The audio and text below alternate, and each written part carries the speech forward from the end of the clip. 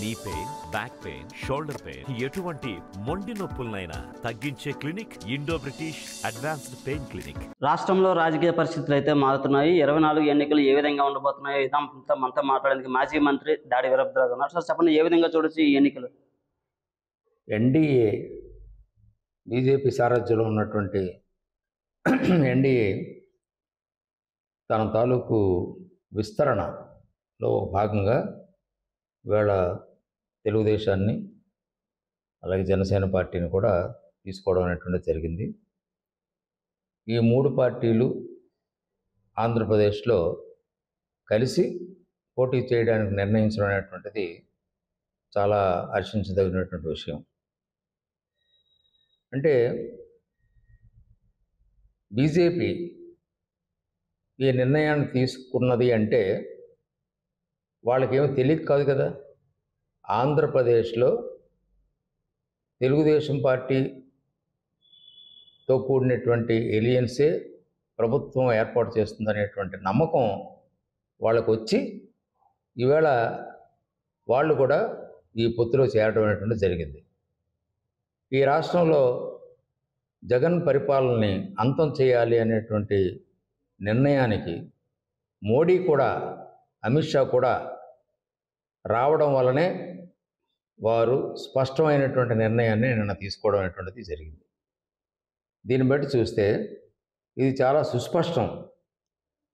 BJP తాలూకు నిర్ణయాన్ని ఏంటంటే వాళ్ళు ఆచితూచి నిర్ణయాలు తీసుకుంటారు, ఆషామాషిగా నిర్ణయాలు తీసుకోరు.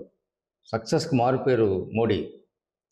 అతను ఈవేళ ఈ నిర్ణయం తీసుకున్నాడంటే దాని అర్థం ఆంధ్రప్రదేశ్లో తెలుగుదేశం పార్టీ అధికారంలోకి వస్తుందనేది స్పష్టమవుతుంది. ఈ రాష్ట్రంలో ఈ గత 5 సంవత్సరాల్లోనూ కూడా ప్రజాస్వామ్యం అంతరించిపోయింది. ప్రజాస్వామ్యం అనేటువంటి లేదు, జగన్ స్వామ్యం అయిపోయింది, ధనస్వామ్యం అయిపోయింది, అధికార స్వామ్యం అయిపోయింది. వాళ్ళు చాలా విస్తృతమైనటువంటి అధికారాలని ఉపయోగించుకొని ఈ రాష్ట్రాన్ని చాలా ధ్వంసం చేయడం అనేటువంటి జరిగింది. దీనికి మరి ఫుల్ స్టాప్ పెట్టాల్సినటువంటి ఆవశ్యకత అన్ని పార్టీల మీద కూడా ఉంది. ఇండైరెక్ట్గా వేరే చోట అంటే ఎలియన్స్లో లేకపోయినప్పటికీ కూడా కాంగ్రెస్ పార్టీ ఏమైనా ఉండి ఇతర వాళ్ళు ఏమైనా ఉండి వారు కూడా యుద్ధం చేస్తున్నారు జగన్ పార్టీకి వ్యతిరేకంగా. జగన్కి సోదరైనటువంటి షర్మిల కూడా రాష్ట్ర కాంగ్రెస్ పార్టీ అధ్యక్షురాలుగా బ్రహ్మాండమైనటువంటి పోరాటాన్ని తన అన్న జగన్ మీద చేయడం అనేటువంటి చూస్తే కుటుంబంలో కూడా వారు ఎంత వ్యతిరేకతతో జగన్ని చూస్తున్నారు అనేటువంటి మనకు చాలా స్పష్టమవుతుంది. అంటే ఈ పరిస్థితుల్లో ప్రజలందరూ కూడా గమనించాల్సింది జగన్ పాలనకు అంతం చేయించాల్సినటువంటి అవసరం ఉంది, జగన్ పాలనకు ఫుల్ స్టాప్ పెట్టాల్సినటువంటి అవసరం ఉందని ప్రజలందరూ కూడా వాళ్ళందరికీ కూడా నేను విజ్ఞప్తి చేస్తాను. మనం విశాఖ వచ్చారు జగన్, మళ్ళీ ప్రమాణ స్వీకారం చేస్తాను అంత ఖచ్చితంగా చెప్తున్నాను సార్, ఏ విధంగా చూడొచ్చు? అంటే ఎవరైనా ఏ రాజకీయ నాయకుడైనా నేను మళ్ళీ వస్తానని చెప్పడం సహజం. వస్తానని చెప్పకపోతే పోటీలో నిలబడేవాడు కూడా ఉన్నాడు కదా క్యాండిడేట్లు. ఇప్పుడు ఆయనకి క్యాండిడేట్లు లేరు. క్యాండిడేట్లు లేకే ఓ క్యాండిడేట్ని తీసేసి ఇంకో క్యాండిడేట్ని మరో పక్క తీసుకెళ్తున్నారు. పూర్వ క్యాండిడేట్ని మారుస్తున్నాడా, ఆ నియోజకవర్గంలో ఉన్న క్యాండిడేట్ని పెడుతున్నాడు అంటే అది లేదు. ఇదే క్యాండిడేట్ తీసుకెళ్ళి పక్క నియోజకవర్గంలో పెడుతున్నాడు. ఈ విధంగా చేయడం చూస్తే తప్పనిసరిగా ఆయన పార్టీలో వైఎస్ఆర్సీపీలో నిలబడడానికి కూడా పోటీ చేయడానికి కూడా ఎవరూ ముందుకు రావడం లేదు. అయితే జగన్ పార్టీ ఫండ్ బాగా భారీగా ఇస్తాడు, అందులో కొంత మిగిలించుకోవచ్చు అన్నటువంటి ఉద్దేశంతో పార్టీలో పోటీ చేయొచ్చు కొంతమంది. అదేవిధంగా వ్యాపారాలు చేసేవాళ్ళు వీళ్ళంతా కూడా ఉంటారు జగన్తో.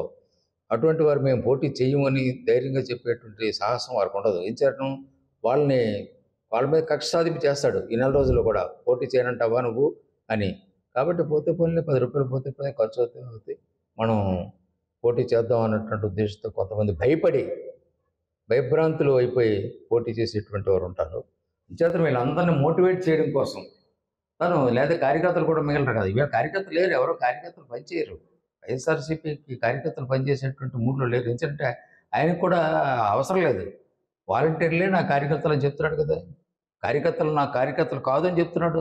ఎందుకంటే ఏముంది, ఆయనకి కార్యకర్తల మీద విశ్వాసం లేదు, నమ్మకం లేదు. రేపు ఆయన ఏదైనా డబ్బు పంచేద్దాం అనుకున్నప్పుడు కూడా వాలంటీర్ల ద్వారా డబ్బు పంచుతాడు తప్ప ఆ, కార్యకర్తల ద్వారా డబ్బు పంచేటువంటి పరిస్థితి లేదు. విశ్వాసం లేదు. డబ్బు ఇచ్చినా వీళ్ళు తినేస్తారు అన్న విశ్వాసంతో ఉన్నారు. మరి వాలంటీర్లని పిలిచి వాళ్ళకి అందరికీ అవార్డులు, బిరుదులు ఎవడని ఇస్తాడండి? ఉద్యోగస్తులు బిరుదులు ఏంటండి? ఆ ఉద్యోగస్తులు కూడా కాదు, వాలంటీర్లు అని చెప్తే ఓ పక్క చెప్తున్నాడు. ఈ విధంగా ఉన్నట్టు పరిస్థితిలో ఆయన చెప్పడం సహజం. మరి నేను మళ్ళీ విశాఖపట్నంలో వస్తాను, ఇక్కడే ఉంటాను అలాగని చెప్తున్నాను. ఖచ్చితంగా రేపు ప్రభుత్వం టీడీపీ, జనసేన, బీజేపీ పొత్తులో ఉన్నటువంటి ప్రభుత్వం ఏర్పాటు అవుతుంది. జగన్ ప్రభుత్వం రాదు. జగన్ తన పార్టీని మరి నడపడం అనేటువంటిది చాలా కష్టమయ్యే పరిస్థితి కూడా రావడం. 5 ఏళ్ల పాటు మీరు జగన్తో నడిచారు, అసలు ఏ విధంగా చూశారు సార్? జగన్తో పాటు నేను 5 ఏళ్ళు నడలేదు. ఆయనతో నడిచింది చాలా తక్కువ రోజులు. అతను అలా ఉన్నాం అంతే, లోపలికి వెళ్ళాం కాబట్టి ఉన్నాం. ఆయన కూడా ఏదో విశాఖపట్నం ఎయిర్పోర్ట్కి వస్తే ఎయిర్పోర్ట్లో వెళ్ళడం, అన్నా బాగున్నావా అనడం, అంతవరకే మేము పరిమితం. అంతేగాని పరిపాలనతో మాకేం సంబంధం లేదు. ఎక్కడా కూడా మాకు స్థానం లేదు. మా కనీస సలహాలు కూడా తీసుకునే పరిస్థితి లేదు. ఇక్కడ ఏదైనా స్థానిక సమస్యలు చెప్పడానికి అనేక సమస్యలు ఉన్నాయి. విశాఖపట్నంలో జగన్ ముఖ్యమంత్రి అయితే ఈ జిల్లాను బాగు చేసుకోవచ్చు, నాకు అనేక రకాలైన ఆలోచనలు ఉన్నాయి. ఆ ఆలోచనలన్నీ ఆయన ద్వారాగా చేసుకోవచ్చు అని నేను చాలా ఆశించాను. ఆయన డబ్బుకు ఆశించడు, అవినీతి చేయడు అని ఎన్నెన్నో ఊహించాను. ఆయనే చెప్పాడు, నాకు అవినీతి చేయను అన్న, నేను డబ్బుకు ఆశించను అని ఇవన్నీ చెప్పాడు. అవన్నీ నమ్మాను. నమ్మిన తర్వాత ఈవేళ ఆ రకంగా చేశాడు. ఆ పరిపాలనతో మాకు ఏ విధమైనటువంటి సంబంధం కూడా లేకుండా పోయింది. అది నా అదృష్టం, మా అందరి తాలూకు అదృష్టం, మా కేడర్ తాలూకు అదృష్టం. వాళ్ళతో కలిసి లేకపోవడం అనేటువంటిది మా తాలూకు అదృష్టం అని భావిస్తున్నాను. ఎందుకంటే వాళ్ళు చేసినటువంటి అరాచకాలు, అవినీతి, వాళ్ళ తాలూకు దౌర్జన్యాల తాలూకు ప్రభావం 1% కూడా మా మీద పడనందుకు ఆనందిస్తున్నాం. అంటే చూడొచ్చు, అప్పుడు పాదయాత్రలోనే రత్నాకర్ని నా గుండెల్లో పెట్టుకుంటాను చూసామని మాట కూడా ఇచ్చారు. పాదయాత్రలోనే కాదు, ఎన్నికల పర్యటనలో ఆయన వచ్చినప్పుడు కూడా రత్నాకర్ని నా గుండెలో పెట్టుకుంటారన్నాడు.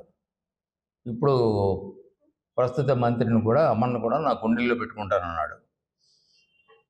మరి ఆయనకి గుండెల్లో అన్నాడు అంటే ఎన్ని గుండెలు ఉన్నాయో, మానవుడికి ఎన్ని గుండెలు ఉన్నాయో కూడా ఆయన తెలియదు.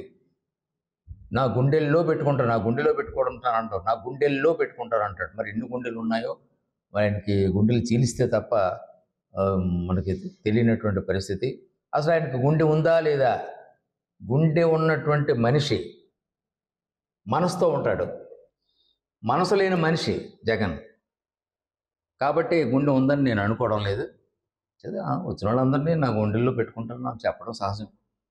చెప్పండి సార్, ఏ విధంగా చూడొచ్చు? అనకాపల్లి టీడీపీ గెలిచే సీట్ని జనసేనకి ఇవ్వడంపై ఏమంటారు? అనకాపల్లి అంటే టీడీపీ కంచుకోట, అలాంటిది ఇప్పుడు జనసేనకి ప్రకటించారు. ఈవేళ పరిస్థితి చూసినట్టయితే ఒక రకంగా బాధాకరమైనటువంటి విషయం. 1982లో ఎన్టీ రామారావు గారు పార్టీ పెట్టిన వెంటనే ఆ పార్టీలో చేరి, రావుగోపాలరావు గారితో కలిసి చేరి మేమంతా కూడా పనిచేయడం జరిగింది. ఊరూరు తిరిగి తెల్ల కాగితం మీద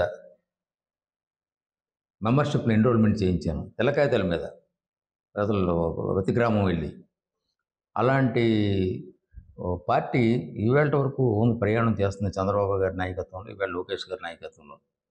కానీ అనకాపల్లిలో ఏనాడు కూడా సైకిల్ సింబల్ లేకుండా లేదు. సైకిల్ సింబల్ ఈవేళ అసెంబ్లీకి లేదు. రైట్, ఓకే, అడ్జస్ట్ అవుతున్నాం, ఇబ్బంది ఏమీ లేదు. పార్లమెంట్ సీటు కూడా ఈవేళ బీజేపీకి ఇచ్చినట్టుగా వార్తలు వస్తున్నాయి. అంటే ప్రజలకు ఇచ్చేటువంటి 2 ఓట్లలో ఎమ్మెల్యే ఓటు మీద సైకిల్ ఉండదు, ఎంపీ ఓటు మీద సైకిల్ ఉండదు. ఇది చాలా బాధాకరమైనటువంటి విషయం. సైకిల్ లేకుండా జరుగుతున్నటువంటి అనకాపల్లిలో జరుగుతున్నటువంటి ఎన్నికలు 1952 నుంచి ఇదే మొదటిసారి. ఇది తెలుగుదేశం పార్టీ అభిమానులకు, కార్యకర్తలకు, ఎన్టీఆర్ని అభిమానించే వ్యక్తులకు అందరికీ కూడా చాలా బాధ కలిగించేటువంటి విషయం. గారు చెప్తున్నారు పూర్తిగా అయితే ఈ వచ్చే ఎన్నికల్లో పూర్తిగా జనసేన, టీడీపీ, బీజేపీ 3 పార్టీల అధికారులకు వస్తేనే జగన్ సిద్ధం అంటున్న పేరుతో అయితే పూర్తిగా పత్రానికి స్టార్ట్ అయిందని చెప్పి మాజీ మంత్రి దాడి వీరభద్ర గారు చెప్పారు. మరిన్ని వీడియోస్ కోసం ఛానల్ ని సబ్స్క్రైబ్ చేయండి, లేటెస్ట్ అప్డేట్స్ కోసం వాట్సాప్ ఛానల్ ని ఫాలో చేయండి అండ్ లింక్ డిస్క్రిప్షన్ లో ఉంది.